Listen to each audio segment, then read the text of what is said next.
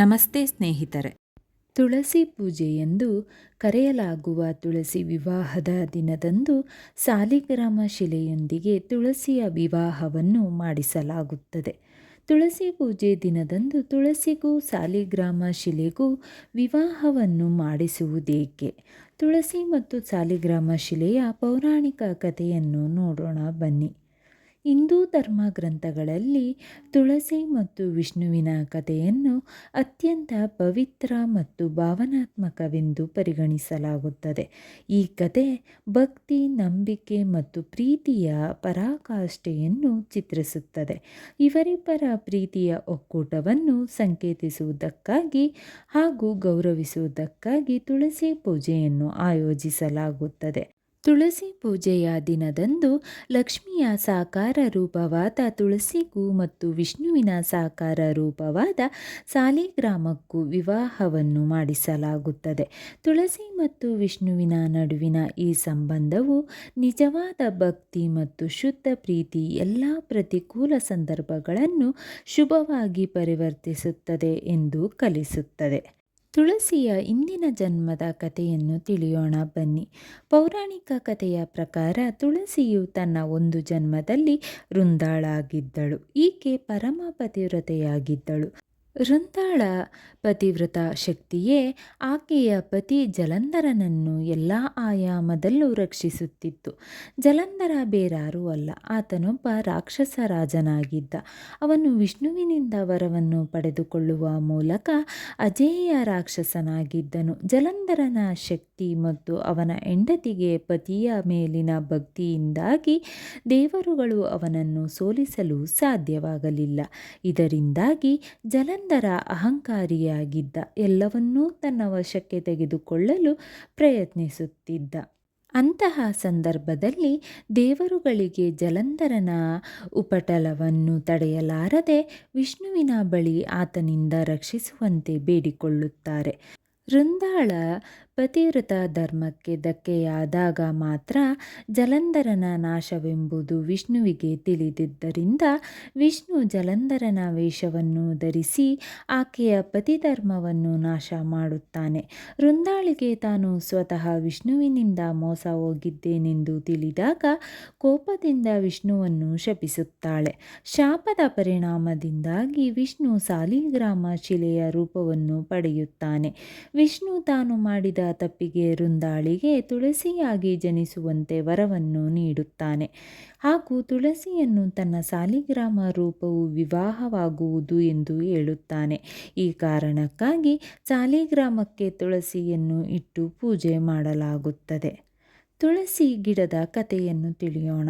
ಧಾರ್ಮಿಕ ಗ್ರಂಥಗಳಲ್ಲಿ ಹೇಳಿರುವ ಪ್ರಕಾರ ತುಳಸಿಯನ್ನು ಲಕ್ಷ್ಮೀದೇವಿಯ ಅವತಾರವೆಂದು ಪರಿಗಣಿಸಲಾಗುತ್ತದೆ. ಲಕ್ಷ್ಮೀದೇವಿಯು ಅದೃಷ್ಟ, ಸಮೃದ್ಧಿ ಮತ್ತು ಪರಿಶುದ್ಧತೆಯ ದೇವತೆಯಾಗಿರುವಂತೆಯೇ ತುಳಸಿಯು ಶುದ್ಧತೆ ಮತ್ತು ಪವಿತ್ರತೆಯ ಸಂಕೇತವೂ ಆಗಿದೆ.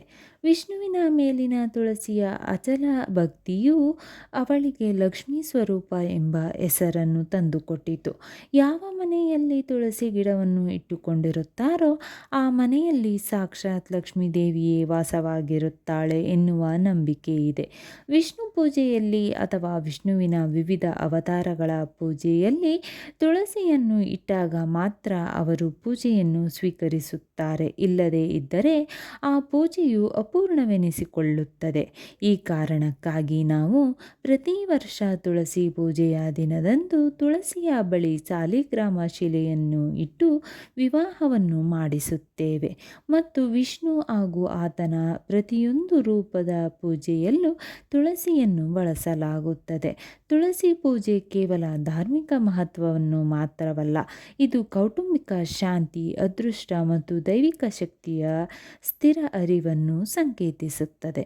ನೀವು ತುಳಸಿ ಪೂಜೆಯನ್ನು ಮಾಡುವ ಸಂದರ್ಭದಲ್ಲಿ ಈ ಶಕ್ತಿಯುತ ಮಂತ್ರವನ್ನು ಹೇಳುತ್ತಾ ಪೂಜೆ ಮಾಡಿದರೆ ನಿಮ್ಮ ಎಲ್ಲ ಇಷ್ಟಾರ್ಥಗಳು ಲಭಿಸುವುದು. ಈ ಮಂತ್ರವು ತುಳಸಿ ಮಾತೆಯನ್ನು ಅದೃಷ್ಟ ಮತ್ತು ಆರೋಗ್ಯವನ್ನು ದಯಪಾಲಿಸುವ ದೇವತೆ ಎಂದು ಸಂಬೋಧಿಸುವ ಪ್ರಾರ್ಥನಾ ಮಂತ್ರವಾಗಿದೆ. ಇದನ್ನು ಪಠಿಸುವುದರಿಂದ ಕುಟುಂಬ ಸದಸ್ಯರಿಗೆ ಉತ್ತಮ ಆರೋಗ್ಯ ದೊರೆಯುತ್ತದೆ. ಎಲ್ಲ ಕಾಯಿಲೆಗಳು ಮತ್ತು ದುಃಖಗಳನ್ನು ನಿವಾರಣೆಯಾಗುವುದು. ಇದು ಜೀವನದ ಪ್ರತಿಯೊಂದು ಹಂತದಲ್ಲೂ ಅದೃಷ್ಟ ಹೆಚ್ಚಾಗುವಂತೆ ಮಾಡುತ್ತದೆ. ಇದು ವಿಶೇಷವಾಗಿ ಮದುವೆ ಮತ್ತು ವೈವಾಹಿಕ ಜೀವನಕ್ಕೆ ಶುಭಕರವಾಗಿದೆ. ಮಂತ್ರ ಈ ರೀತಿ ಇದೆ. महाप्रसाद जननी सर्वसौभाग्यवर्धिनी आदिव्याधिहरा नित्यं तुलसी त्वं नमोऽस्तु ते। महाप्रसाद जननी सर्वसौभाग्यवर्धिनी आदिव्याधिहरा नित्यं तुलसी त्वं नमोऽस्तु ते।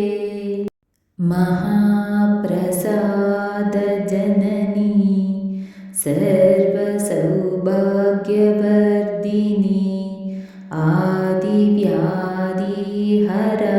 नित्यं तुलसी त्वं नमोऽस्तु ते।